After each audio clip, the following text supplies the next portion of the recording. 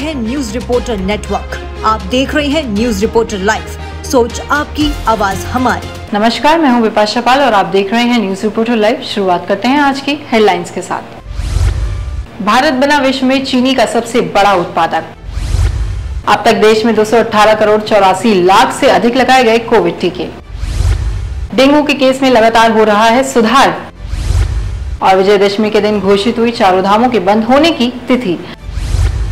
अब समाचार विस्तार से। उत्तराखंड में दशहरा पर्व काफी धूमधाम से मनाया गया। देहरादून में भी इसकी धूम देखने को मिली, जिसमें सबसे ज्यादा परेड ग्राउंड में आयोजित मेले में काफी संख्या में लोग नजर आए। मैदान में रावण, कुंभकर्ण और मेघनाथ के लगाए गए पुतले सभी के आकर्षण का केंद्र रहे। शाम को इन पुतलों का दहन किया गया। परेड में भव्य आतिशबाजी भी की गई। इस बार पुतलों की लंबाई 65, 60 और 55 फुट थी। भारत विश्व में चीनी का सबसे बड़ा उत्पादक और दूसरा सबसे बड़ा निर्यातक बन गया है। देश में 2021 और 22 की चीनी के मौसम के दौरान 5000 लाख मीट्रिक टन से अधिक गन्ने का उत्पादन हुआ है। इसमें 35 लाख मीट्रिक टन का इस्तेमाल एथनॉल बनाने में किया गया, जबकि चीनी मिलों में 359 लाख मीट्रिक टन चीनी का उत्पादन किया गया है। राष्ट्रव्यापी टीकाकरण अभियान के अंतर्गत अब तक देश में 218 करोड़ 84 लाख से अधिक कोविड टीके लगाए जा चुके हैं। कल 89,000 से अधिक टीके लगाए गए। इस दौरान 3,000 से अधिक लोग स्वस्थ हुए हैं। स्वस्थ होने की दर 98.74% है। अब तक 4 करोड़ 40 लाख 43 हजार से लोग कोविड से ठीक हो चुके हैं। डेंगू का डंक अब देहरादून में लगातार कम होता नजर आ रहा है। हाल ही में डेंगू के मरीजों की संख्या बढ़ गई थी, लेकिन अब देहरादून में डेंगू स्थिति में काफी सुधार देखने को मिल रहा है। वहीं देहरादून के मुख्य चिकित्सक मनोज उप्रेती ने कहा कि हमारे यहाँ क्यूमुलेटिव 800 केस थे। 351 डेंगू के मरीज ठीक हो चुके हैं। डेंगू के 154 मरीज देहरादून के अलग अलग हॉस्पिटलों में भर्ती हैं। उन्होंने कहा डेंगू के केस में लगातार सुधार देखने को मिल रहा है। देखिए, हम तो देहरादून जिले की बात करते हैं, तो देहरादून जिले में इस वर्ष अभी तक अगर हम देखें तो डेंगू के ज़्यादा केसेस दिखाई पड़ रहे हैं कंपैरेटिवली अदर डिस्ट्रिक्ट्स। तो इस समय तक जो है लगभग हमने जो हमारे पास आंकड़े हैं उसमें करीब 800 केसेस कल तक हो चुके थे, और इसमें से जो हैं 351 केसेस जो हैं वो ठीक भी हो चुके हैं, जिनका रिकॉर्ड हमारे पास है। और इसमें 154 केसेस लगभग जो हैं वो हॉस्पिटल्स में भर्ती हैं अलग अलग। और इसमें कल जो थे 39 केसेस भर्ती हुए थे अस्पतालों में, विभिन्न अस्पतालों में। और जो कल केसेस हमारे पास पॉजिटिव आए थे वो करीब 35 थे। इससे पहले कुछ दिन पहले तक हमने देखा था कि ये जो केसेस थे लगभग 72 केसेस भी एक दिन रिकॉर्ड किए गए थे। और ऋषिकेश में हम देख रहे थे कि चंद्रेश्वर नगर और जो चंद्रभागा के आसपास का इलाका है वो बैडली अफेक्टेड था। और देहरादून में अगर देखें शहर में, तो यहाँ पर रिस्पना के आसपास राजीव नगर, अपर राजीव नगर और उससे लगता हुआ जो नेहरू कॉलोनी वगैरह है, इस इलाके में ज़्यादा केसेस दिखाई पड़ रहे थे। तो पिछले लगभग 4-5 दिनों से हम ये देख रहे हैं कि इन केसेस में कुछ कमी आ रही है। और जो केसेस लगभग 50 से ऊपर जा रहे थे, अब हम देख रहे हैं कि लगभग 30-35 केसेस जो हैं दिखाई पड़ रहे हैं, ये जो कि अच्छी बात है। और इसको देखते हुए हमारे जो नगर निगम से हैं टीम और हमारे आशा वर्कर्स की जो टीम है और हमारे स्वास्थ्य विभाग की टीमें हैं, ये सब मिल कर के कार्य कर रही हैं। और जहाँ जहाँ पर लार्वल एक्टिविटी बहुत ज़्यादा है उन जगहों को चिन्हित किया गया है, और वहाँ पर सबसे ज़्यादा सघन तरीके से काम हो रहा है सोर्स रिडक्शन का। ये लोग वहाँ पर जाते हैं, फॉगिंग का कार्यक्रम होता है, प्लस जो है वहाँ ये लोग ढूंढते हैं कि ऐसी जगह हैं, ऐसे टूटे फूटे बर्तन या और कुछ चीज़ें जिनमें कि ताज़ा पानी, बारिश का पानी जमा हुआ है, जिसमें कि ये लार्वा ग्रो करता है।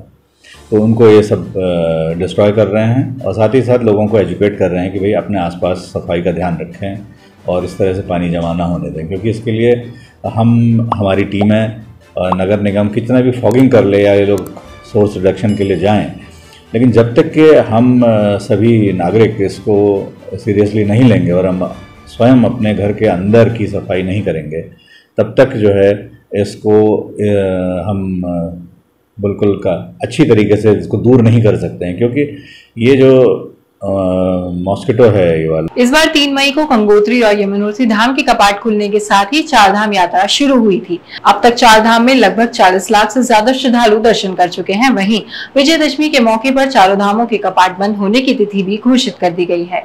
विजयदशमी के पावन पर्व पर शीतकाल के गंगोत्री, यमुनोत्री, केदारनाथ और बद्रीनाथ धाम के कपाट बंद करने की तिथि घोषित की गई है। केदारनाथ जी का जो कपाट भैया दूज का दिन शुभ मुहूर्त में कपाट बंद हो जाएगा।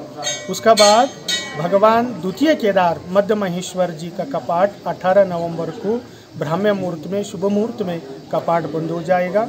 उसका बाद उसी दिन रात को विश्राम भेला, द्वितीय दिन राशि, तृतीय दिन गिरिया और चौथा दिन ओमकारेश्वर मंदिर में बाबा केदारनाथ जी का प्रस्थान हो जाएगा। 26 अक्टूबर को गंगोत्री, भैया दूज पर यमुनोत्री और केदारनाथ धाम के कपाट बंद किए जाएंगे और 19 नवंबर को बद्रीनाथ धाम के कपाट बंद होंगे। आज विजयदशमी के शुभ पर्व पर भगवान बद्रीनाथ जी के कपाट शीतकाल के लिए बंद करने की घोषणा श्रीमान रावत जी के द्वारा की गई।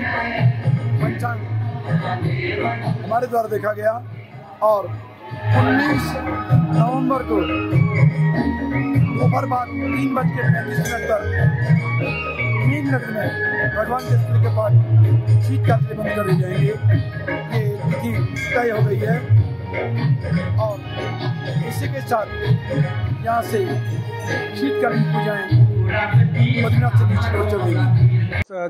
देख ही रहे हैं कि रिकॉर्ड तोड़ संख्या में यात्री इस वर्ष धामों की ओर आए हैं और जितने भी पिछले रिकॉर्ड थे सारे ध्वस्त हो चुके हैं। अभी भी वर्तमान में भी जब कपाट बंद होने की तिथि नज़दीक आ रही है, उसके बावजूद बड़ी भारी संख्या में धामों की ओर तीर्थयात्री श्रद्धालु पहुंच रहे हैं। खास करके केदारनाथ जी में इतनी बड़ी संख्या में श्रद्धालु आ रहे हैं कि वहां पर जो आवास इत्यादि की व्यवस्था है उसमें भी कई बार कठिनाई की स्थिति आ रही है।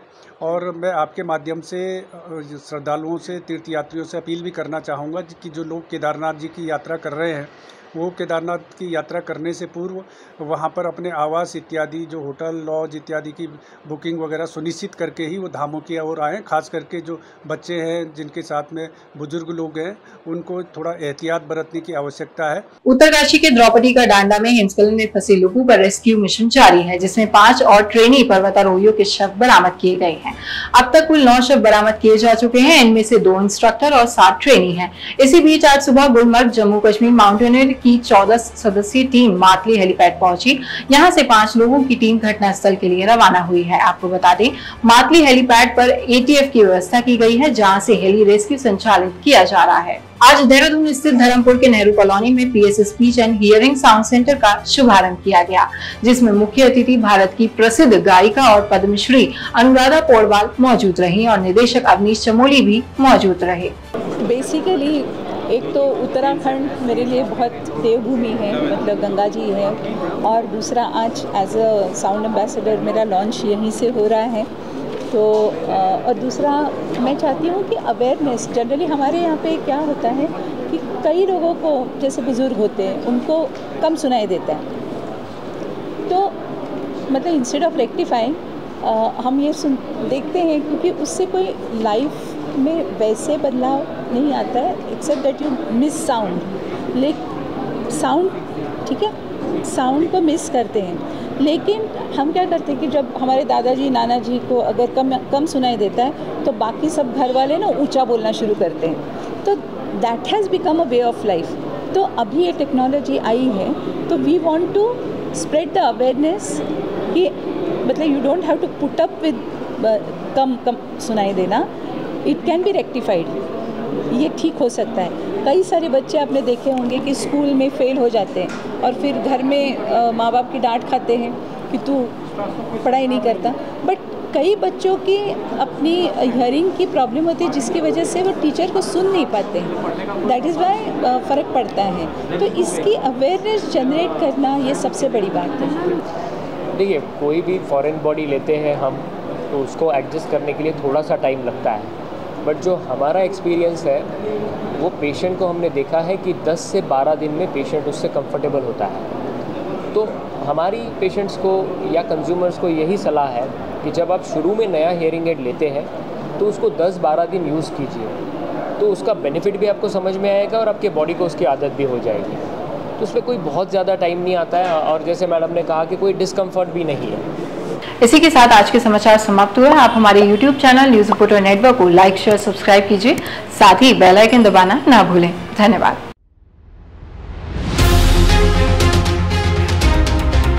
ये है न्यूज रिपोर्टर नेटवर्क। आप देख रहे हैं न्यूज रिपोर्टर लाइव। सोच आपकी, आवाज हमारी।